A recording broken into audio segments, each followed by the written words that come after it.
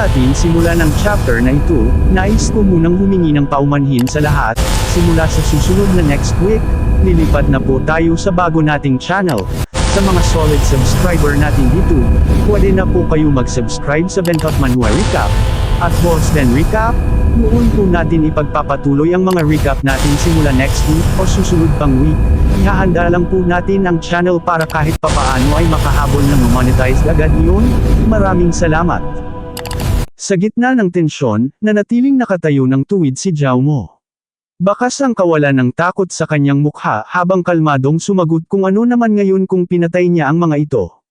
Ang kanyang boses, na tila walang pakialam, ay lalong nagpaalab sa galit ng matanda.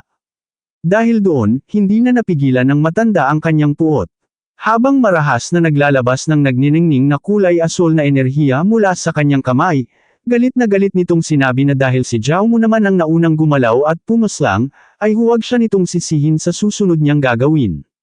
Kasunod ng mga salitang ito, iniunat ng matanda ang kanyang kamay. Sa isang kurap ng mata, nagsimula itong lumaki ng husto, na bumuo ng isang higanteng anino sa ibabaw ng battlefield habang handa na siyang atakehin at hampasin ng napakalaking kamay nito. Hindi naman nagpatalo ang binata. Agad na sinalubong ni Zhao Mo ang nagbabadyang panganib gamit ang kanyang Purple Lightning Bind. Nagsimula siyang magbuo ng naglalagablab at malalakas na lilang kidlat sa palad ng kanyang mga kamay, at sa isang mabilis na swing, malakas niya itong ipinatama at isinalubong sa napakalaking kamay ng matanda.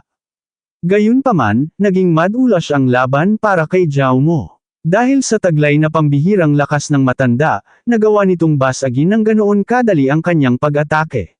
Sa isang iglap, marahas na inihampas ng matanda ang dambuhalang kamay sa mismong kinatatayuan ni Zhao Mo, habang binalot ang buong paligid ng kanyang panglilibak. Tinutuya niya ang binata kung akala ba nito ay mapipigilan siya ng ganoong klaseng teknik lamang. Agad namang nakailag si Zhao Mo bago pa siya tuluyang maabyutan ng hampas. Habang mabilis na umaatras upang lumikha ng distansya, napagtanto niya sa kanyang sarili na hindi man lang pala naapektuhan o naggasgasan ang matanda sa kanyang nakaraang pag-atake. Dahil dito, napapatanong siya sa kanyang sarili kung anong antas o realm na ba talaga ang narating ng matandang ito para maging ganito kalakas. Ngunit walang oras para mag-isip ng matagal. Natigilan muna siya nang biglang makita niyang lumaki muli ang isa pang kamay ng matanda, na mas mabilis pa sa kanina na patungo sa kanyang direksyon. Dahil sa matinding panganib, naglabas agad siya ng isang nag-aapoy na singsing sa kanyang palad, handang-handa na gamitin ang naglalagablab nitong puwersa upang salubungin at labanan ang napakalaking kamay ng matanda.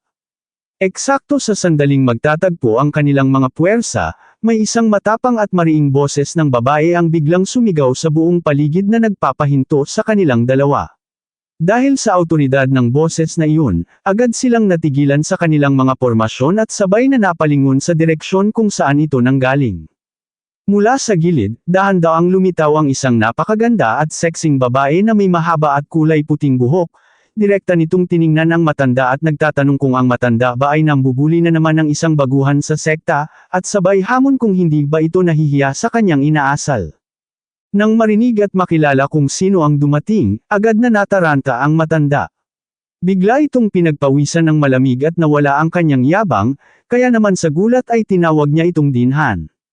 Sa tabi, napaisip naman si Zhao Mo sa narinig na pangalan at pilit inaalala kung sino ito. Ngunit bago pa man siya makapagsalita o makapagtanong, agad siyang itinuro ng matanda gamit ang nanginginig na daliri.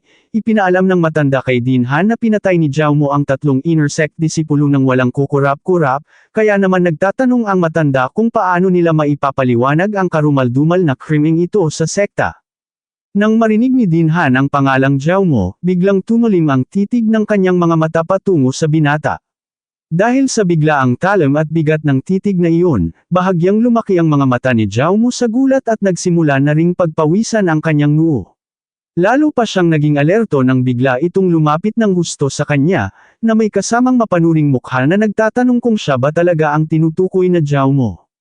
Sumagot naman si Zhao Mo upang kumpirmahin ito. Sinabi niyang oo at siya nga iyon. Kasunod nito, nagtanong din siya kung ito ba ang nakasasakop at namamahala sa buong Inner Sect Disciple Courtyard, habang magalang niya itong tinawag na Senior Sister. Sa kanyang isip, mabilis na nag-analisa si Zhao Mo, alam niyang ang tanging nilalang na makakagawa sa isang mapagmataas na Demon Clan Elder na mag-ingat at matakot ng ganoon ay ang Dean lamang ng Inner Sect Disciple Courtyard. Bahagyang natuwa ang magandang babae sa pagtawag sa kanya ng senior sister. Bahagya siyang napangiti at napagtanto niya sa kanyang sarili na bolero nga talaga ang binatang ito gaya ng mga kumakalat na balita sa labas, at malayo sa pagiging isang disenteng disipulo. Pagkatapos ng maikling eksenang iyon, agad siyang nagpakilala ng formal. Sinabi niyang siya si Han Rong, isang personal disciple sa ilalim ng prestihiyosong Second Elder, at siya rin ang kasalukuyang tumatayong acting dean ng Inner Sect Disciple Courtyard ngayon. Matapos magpakilala, biglang seryosong itinuro ng dalaga si Zhao Mo at hiniling sa kanya na sagutin ng tapat kung bakit nito pinatay ng walang awa ang kanyang mga kasamahan mismo sa loob ng courtyard na kanyang nasasakupan. Magalang at mahinahong nagpaliwanag si Zhao Mo kay senior sister Han Rong. Hiniling niya na tingnan muna nito ng mabuti ang buong sitwasyon dahil ang tatlong disipulong iyon ang naunang lumabag sa batas ng sekta. Idinagdag pa niya na tinangkapan ng mga itong patayin siya gamit ang isang mapanganib na formation at mga mapangwasak na talisman. Kaya naman, giit niya, wala na siyang ibang magagawa sa sandaling iyon kundi ang ipagtanggol ang kanyang sariling buhay. Binigyang diin pa niya na lahat naman ng mga naroon sa Inner Sect na nakasaksi ay pwedeng magtestigo para sa kanya. Tama nga ang sinabi ni Zhao Mo, dahil agad na sumang-ayon ang mga manunood. Isa sa mga nakasaksi sa kaguluhan ang lakas loob na nagsabi kay Dean Han Rong na nagsasabi nga ng totoo si Zhao Mo at wala itong kasalanan. May isa pang saksi ang nagsalita upang magbigay ng detalye. Sinabi nito na nakita niya mismo ng kanyang dalawang mata kung paano ilabas ni Huang Shi ang isang mapanganib na 6th rank explosive talisman. Idinagdag pa ng saksi na kung sumabog ang talisman na iyon, ay baka na-demolish at nawasak na ang buong Inner Sect Disciple Courtyard sa lakas ng puwersa. Kung hindi raw agad kumilos at pumalag si Zhao Mo upang tapusin ang laban, ay tiyak na lahat silang mga Inner Sect Disciple na nandoon ay nadamay at nasawi na sa malakas na pagsabog. Sa gitna ng lumalalang sitwasyon, pilit namang pinagtanggol ng matanda ang kanyang sarili. Humarap siya kay Dean Han Rong at mariing sinabi na huwag itong basta-basta maniwala sa mga pahayag ng mga disipulo dahil malinaw naman na si Zhao Mo ang may kasalanan sa trahedyang ito. Ngunit bago pa man hamaba ang kanyang mga dahilan, kalmado lang siyang pinatigil ni Dean Han Rong. Seryoso nitong sinabi na hindi na ng matanda kailangang magsalita pa, dahil may sarili siyang paraan upang husgahan ang buong pangyayari. Kasunod nito, biglang naglabas ang Dean ng isang nagliliwanag na artifact. Ito ay isang 8 trigram board na may umiikot na simbolo ng yin-yang sa mismong gitna nito. Sa pamamagitan ng kakaibang enerhiya mula sa artifact na ito, mabilis at malinaw niyang nasuri ang bawat detalye ng nakaraang laban kung ano talaga ang totoong nangyari. Gulat na gulat ang matanda sa kanyang mga nasasaksihan dahil alam niyang wala na siyang maitatago. Maging si Zhao Mo ay napahanga rin at napaisip sa kanyang sarili, gaya nga ng inaasahan sa isang iginagalang na acting dean ng Inner Sect Disciple Courtyard, natural lamang na meron itong pagmamay-aring isang makapangyarihang surveillance artifact. Matapos makita ang katotohanan, malamig na tumingin ang dean sa direksyon ni Zhao Mo. Sinasabihan niya ang binata na magaling ang ginawa nito dahil ang mapatay agad ang tatlong late core formation cultivation gamit lamang ang isang mababang foundation establishment cultivation combat power ay isang pambihirang biyaya na minsan lang kung umusbong sa loob ng 1,000 taon. Idinagdag pa niya na dahil sa pambihirang talentong ito, ang isang saintess ay naging mataas ang tingin sa kanya. Nahihiya namang sumagot si Zhao Mo sa narinig, at sinabi na tila sobra naman ang pagpuri ni Senior Sister Han Rong sa kanyang kakayahan.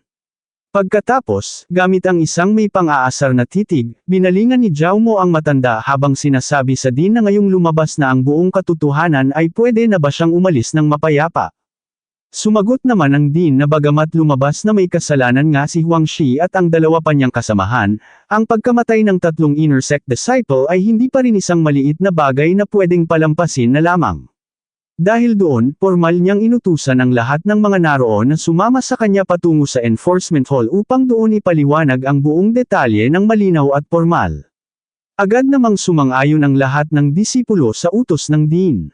Bago umalis, tinawag muna ng Dean ang matanda na si Elder Fei. Sinabihan niya ito na hindi na nito kailangan pang sumama sa kanila, at sa halip ay inutusan niya itong maiwan na lamang doon sa lugar upang ayusin ang nagulong courtyard. Magalang namang sumang-ayon ang matanda sa awtoridad ng Dean.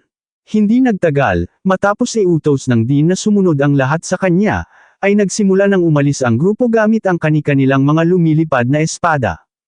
Ang naiwang matanda na si Elder Faye ay naiwang nagngingit-ngit sa matinding galit habang matalim na pinagmamasdan ang pag-alis ng mga ito sa himpapawid. Galit na galit siya sa naging desisyon, lalo na kay Han Rong.